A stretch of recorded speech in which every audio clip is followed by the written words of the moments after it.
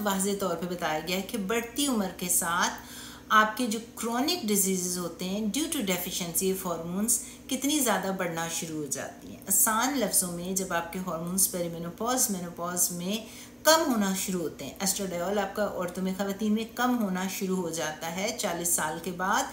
तो आपकी जो क्रोनिक डिजीज़ होती हैं उसका प्रोसेस स्टार्ट हो जाता है। और इसलिए मैं हमेशा आपको बताती हूँ ना कि जो पेरीमेनोपॉज मेनोपॉज होता है बाय डेफिनेशन उसको मेटाफ्लेमेजिंग कहते हैं, यानी कि मेटाबॉलिक डिसऑर्डर्स, आपका जो डायबिटीज़ का रिस्क, आपका कोलेस्ट्रॉल हाई होना, आपकी जो बीमारियाँ इंसुलिन रेजिस्टेंस सारी आना शुरू हो जाती हैं, उसका ख़तरा बढ़ जाता है पेरीमेनोपॉज में।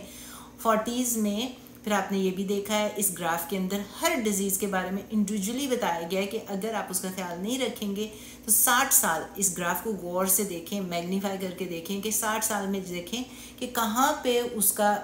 40s में उसका प्रोसेस स्टार्ट हुआ है हार्मोन की कमी की वजह से, और हार्मोन कम होते जा रहे हैं इस ग्राफ में, जिसकी वजह से आपका जो प्रोसेस ऑफ इन्फ्लेमेशन है वो बढ़ता जा रहा है और बीमारियों का ख़तरा बढ़ता जा रहा है। 40 में देखें प्रोसेस शुरू हुआ है, 60 में देखें कितनी हाइट हुई है। ये डिफरेंट कलर्स डिफरेंट बीमारियों को दिखा रहे हैं। ये जो ब्लू वाला है अगर आप देखें तो आर्थराइटिस आपके जोड़ों में दर्द शुरू हो जाता है ना 40s में, अर्ली 40s में, बढ़ते बढ़ते 60 में देखें कितना ऊपर ये ब्लू वाला ग्राफ चला गया कि आपके जोड़ में, जिसको आर्थराइटिस कहते हैं,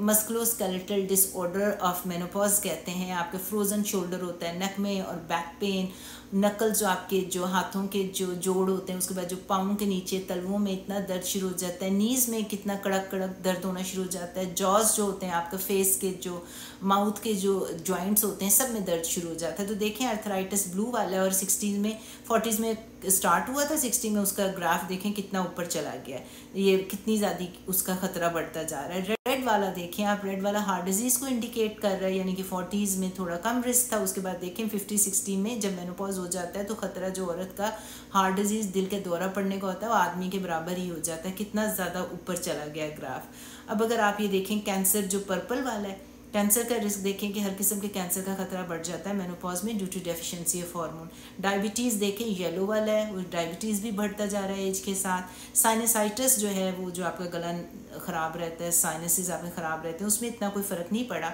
किडनी डिजीज़ ब्लैक वाले, ब्लैक या डार्क ब्लू सा लग रहा है मुझे, वो देखें बढ़ती उम्र में ओल्ड एज में जाके ज़्यादा बढ़ जाती है, उससे मेनोपॉज में इतना कोई ज़्यादा फ़र्क नहीं पड़ा, लेकिन 60-70s में ज़्यादा फ़र्क पड़ रहा है। तो मैं आपको यही समझाती हूँ और बार बार बताती हूँ कि जो प्रोसेस इन्फ्लेमेशन का, जो हार्मोन्स ख़त्म होने का, फ्लक्चुएशन का 40s में स्टार्ट होता है, उसकी प्राइस, उसकी बीमारियों जो आपको स्टार्ट होंगी 60-70s में आपके जाके उसका नुकसान होगा। लाइफस्टाइल तो आपने सारी उम्र उस पर काम करना है ना, उसके ऊपर तो कोई सब्स्टिट्यूट नहीं है। आपने वेट उठाने हैं, वेट से अपने मसल बनाने हैं, आपने वर्जिश के साथ आपने 40 मिनट वॉक करनी है, नींद आपकी 8 से 9 घंटे अच्छी होनी चाहिए, आपका इमोशनल वेलबींग के लिए आपने बहुत अच्छी सपोर्ट सिस्टम होना चाहिए आपके साथ। ग़िज़ा में प्रोटीन रखें, दालें, सोयाबीन्स, जो लोबिया होता है, फ्लैक्स सीड, सीड साइकिलिंग कर सकते हैं, उसके साथ जो है आप